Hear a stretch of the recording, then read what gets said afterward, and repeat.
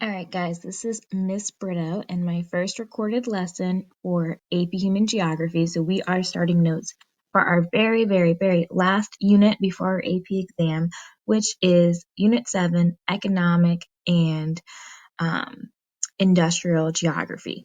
So I have for you guys here, this is topic 7.1. It is our very first topic and it's the Industrial Revolution. You guys should already know most of this from Global, and I know you guys did my assignment the other day.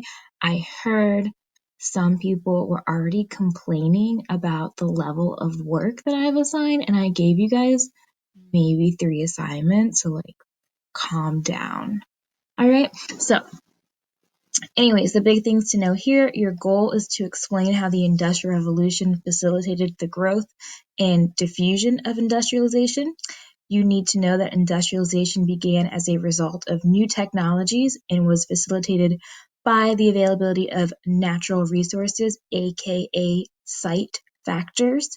You also need to know that as industrialization spread, it caused food supplies to increase and populations to grow. And we already talked about that before with the demographic transition model. So remember that model links everything we talked about as people get new machines in the Industrial Revolution. We know that their yields from their crops increase and people are able to grow more food and then the population grows. And we know that this allows then people to form cities and that they're allowed to then create industries, new manufacturing plants and whatnot in the cities. And that's going to create our class hierarchy then as we start to get a middle class, as well as our traditional like low income peasants and our upper class like noblemen. All right. And then all of these people who are investing in industry now, as they start seeking out more raw materials and more markets to sell to. So that is going to lead us to our motivations for colonialism and imperialism. So all of this should already be kind of familiar. This unit should be like a nice little bow that we're tying on top of all the content and all the materials we've learned all year.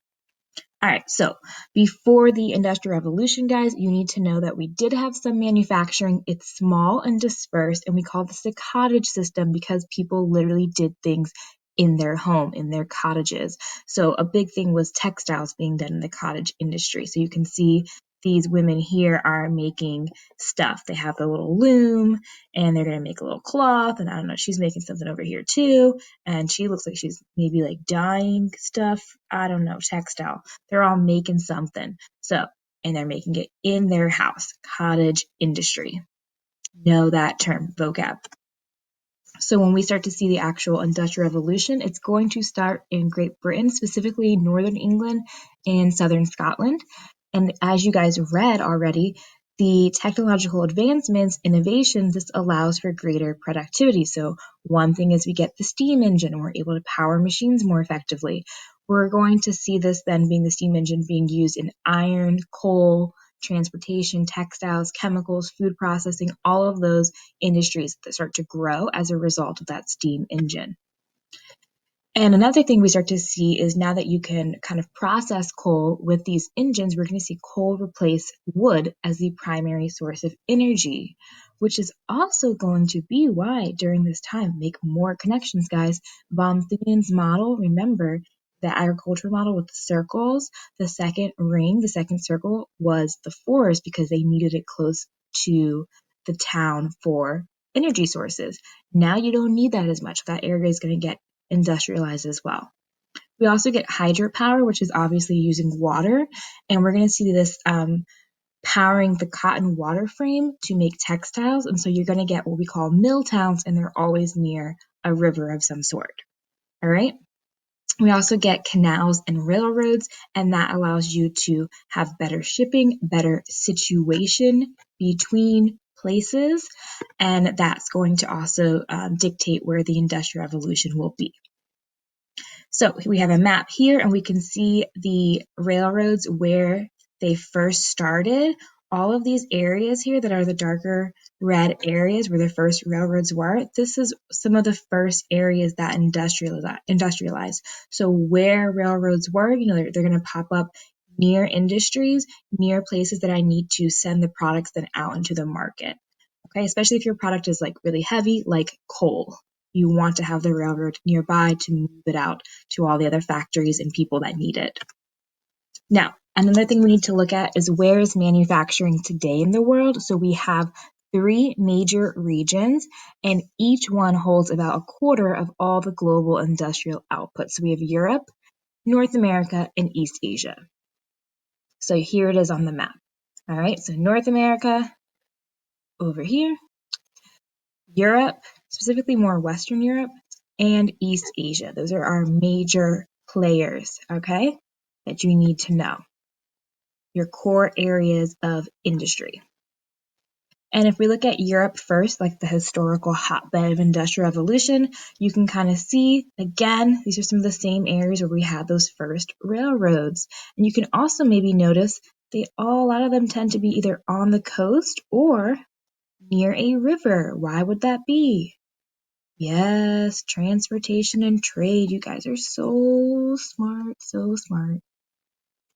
All right, so I don't need you. I'm going to give you kind of like a little like overview of each one. I don't need you to actually memorize like what's the important part of each one. I just kind of want you to kind of, as we go through these, look for what site and what situation do they have. So just get the idea that site and situation are key to the diffusion of the Industrial Revolution. So we have the UK as our hearth. That's our original steel and textile industries. We don't really see them doing that anymore. If anything, we see more high-tech manufacturing and financial services there. All right, so there's still a hotbed of, the economy of the world, but not in the same way. And then we have Germany. Germany is sort of the engine of Europe's economy right now. So they're a big powerhouse as well.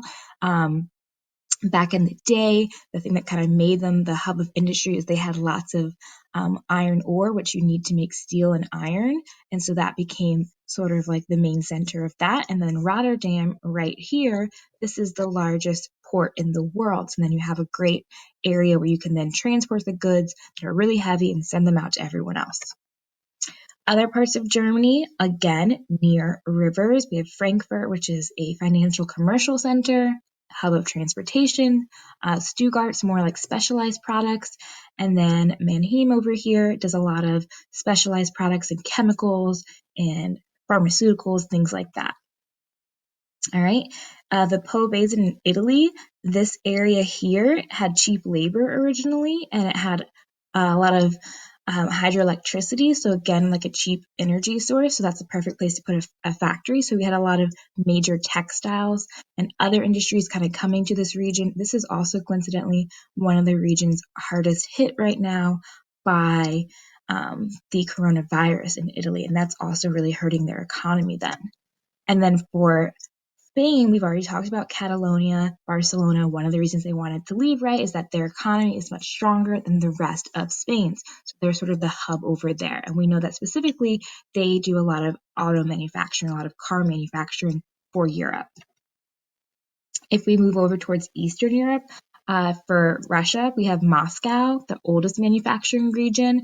And this is where during the Soviet Union, when they planned their 5-year plans and they were kind of running everything, they put a lot of industrial development here centered in Moscow. And then St. Petersburg is the second largest city, and it specializes in shipbuilding and other port city specialties because look where it is. It has a great site, right? It has great situation to other places. So it's kind of going to be the hub of this Baltic Sea region. Other areas in Russia, we have Volga. This is like more on the interior. Same with this one, which I'm going to massacre when I try to say it. Kuznetsk. Both of these have minerals that are needed or coal and iron ore, so they're kind of more going to be picked for their site, but you can also see they do have rivers going through them to allow for transportation access. And again, some more Donetsk over here has some coal deposits, so again, site situations. This was another former hub of the Soviet Union, and then Silesia is a growing one right now in Eastern Europe because they have cheap labor. Labor is considered a site factor as well. If you can pay people less, that's a positive site factor that you have. And it's relatively close, so good situation to northern markets where there are more high-paying customers. All right, so here's our whole map again. So you can take a second, look at it, What do they have in common? What made them the centers? Why here as opposed to here, right? Know that.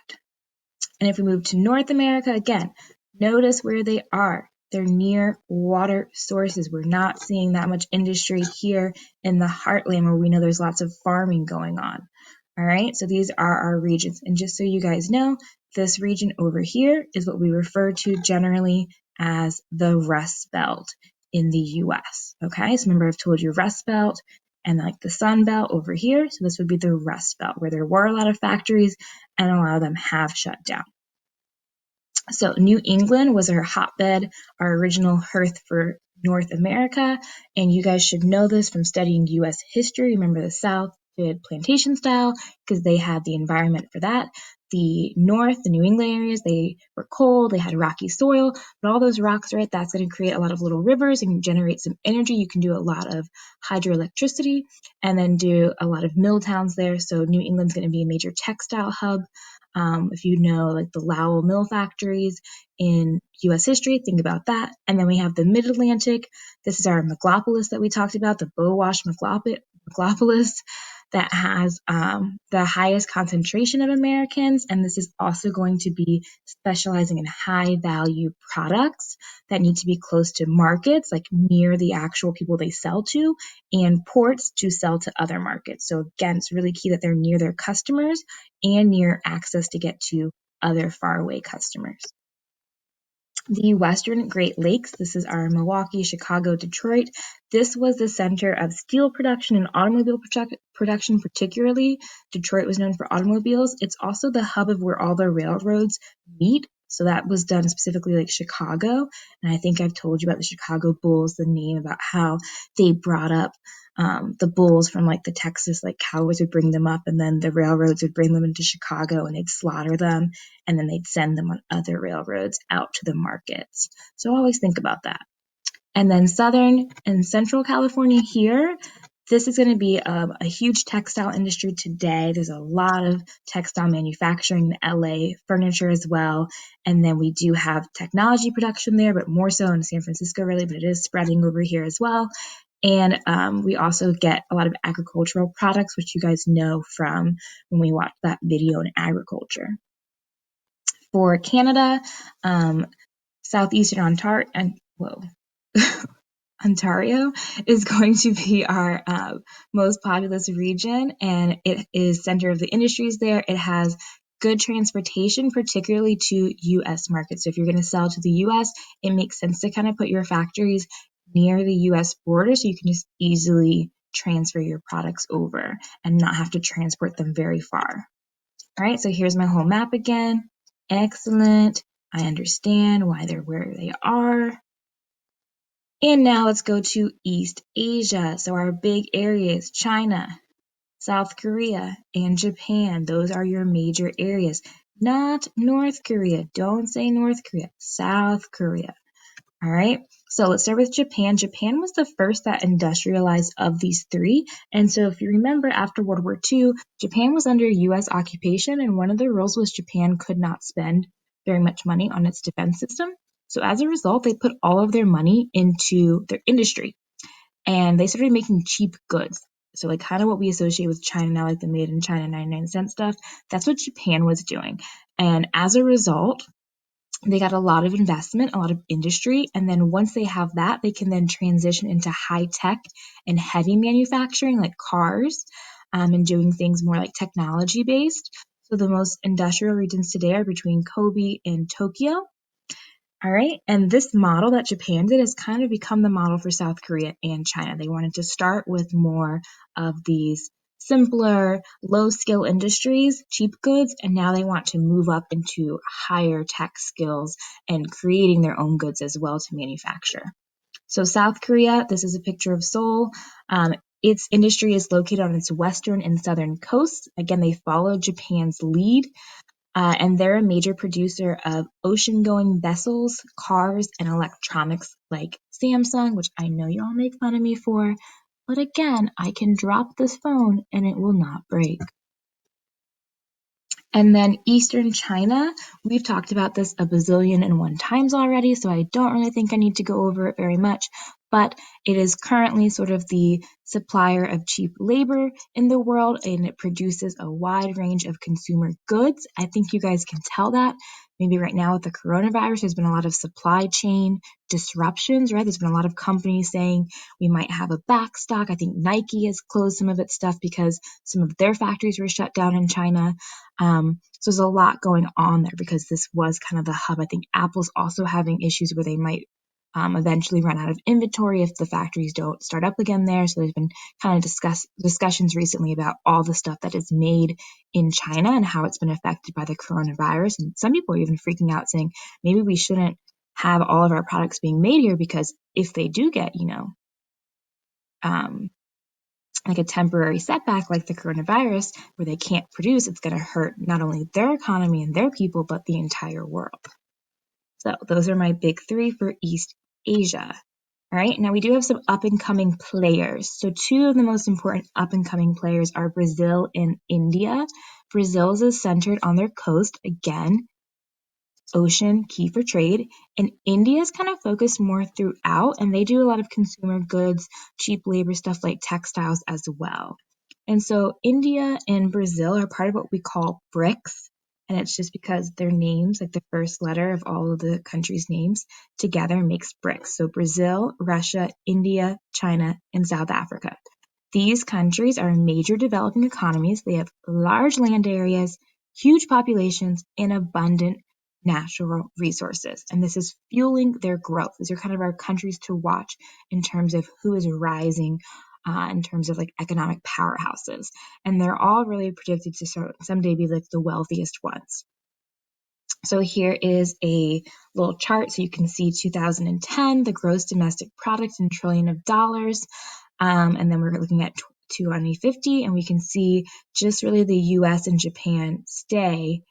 Well, no, India does too, but you can kind of see a lot of the other countries like Germany, they're dropping out, France, the UK, and a lot of these up and coming countries are taking over. So these up and coming countries like Mexico, Brazil, right? These are the ones we're kind of seeing on the rise. And again, you don't really have to know them all, but I would maybe look at where the areas are. So I have some major countries in Central and Latin America, right? I have some areas of West Africa, and then I have a lot over here, Indonesia, Vietnam, Thailand, Malaysia, Philippines, a lot in Southeast Asia. And they're again following the China model, which South Korea was doing as well. And all of those are based off what Japan did originally. All right. Now we're going to briefly go into topic 7.2, which is economic sectors of the economy and patterns of the economy. So we want to be looking at spatial patterns of industrial production and development. And we really have to look at these sectors here. All right, that's our key. I'm going to leave this second part into the next PowerPoint so you don't have to listen to me drone on forever. So when we look at a country's economy, we break it down into economic sectors, like tiers almost. So primary is you extract materials from the earth. So I literally have to take something out of the ground. All right, if I do that, that's primary. My job is in the primary sector. If I take that raw material and I turn it into a finished product, that's now secondary. All right.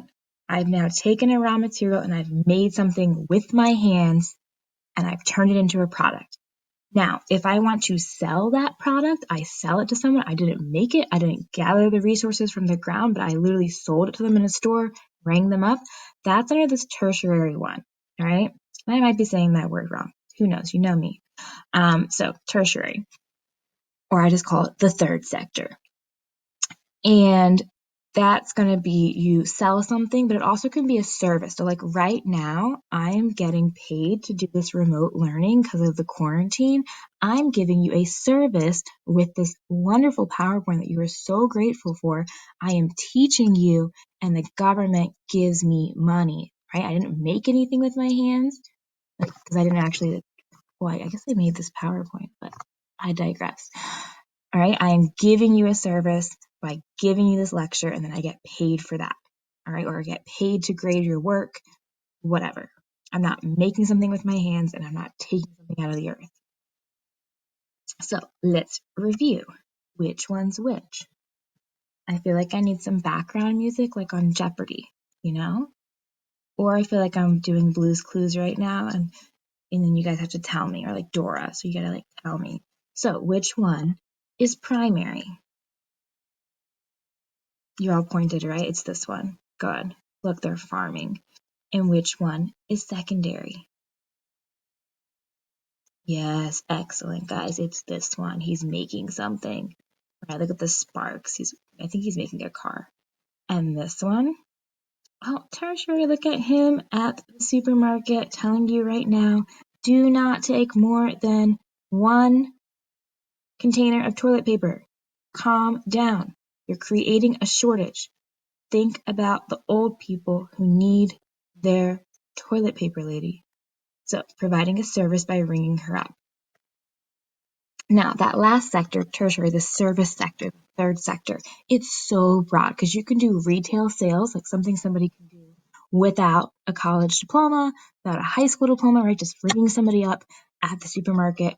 Or it can be more complex, like auto repair, plumbing, where you were an apprentice or something. It could be restaurant industries, like you are a waitress, you're the busboy, you're the chef that went to school for it. Or it can be something like accounting, where you had to get a degree and then you had to pass a test, or like law, medicine. It can include so many different levels and so much different like education and skills. So as a result, we're going to divide it even further. So we have the quaternary, like 4.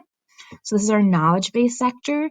This includes things like research and design. So if I design the car, but I don't make it. Business consulting, like I work for Google and I help them plan all their stuff. Financial services, again, I do like Google's taxes. Education, all right. Public administration, things like that. And then this one's like, it's like 5 in Spanish. And I don't really know how to say this. Quinoa? Is it like quinoa? Queenari. Queenari. I hope I'm making you laugh by not knowing how to pronounce the word. But anyways, this is the highest level of decision making, and this is top official. So it's not like the regular doctor. It's like the doctor that you keep seeing on the news with Trump, who's in charge of our response to coronavirus. All right. And it's not just a regular politician, it's somebody in Congress or president. All right. And these are also world leaders. So they all fall under this 5th category. All right. So their decisions affect millions of people, not just a regular business owner, but the CEO of a major corporation. So they're the highest level. Does that make sense? Yes? No? Maybe so? Hopefully, we'll figure it out because you're going to get tested on this. So, hopefully. All right, so last thing to know about this, guys, as you go up in the level of sectors, like the jobs within it, you tend to go up in development. So countries that have the majority of the population working in that primary sector in agriculture and mining, because mining can also be included, they're mostly LDCs, and they're often called the periphery. And then countries that have high amounts of people working in that secondary sector, that manufacturing sector, or the lower levels of the service sector, they're the middle and they're the semi-periphery. And countries that are mostly in that third level and up, right? They're doing the more intense, high-skilled services. They're more developed countries and they're called the core. All right. So I miss you guys. I hope you're doing well. I hope you're safe, and I'll be posting more soon. So have a good day. Hope this wasn't too bad for you.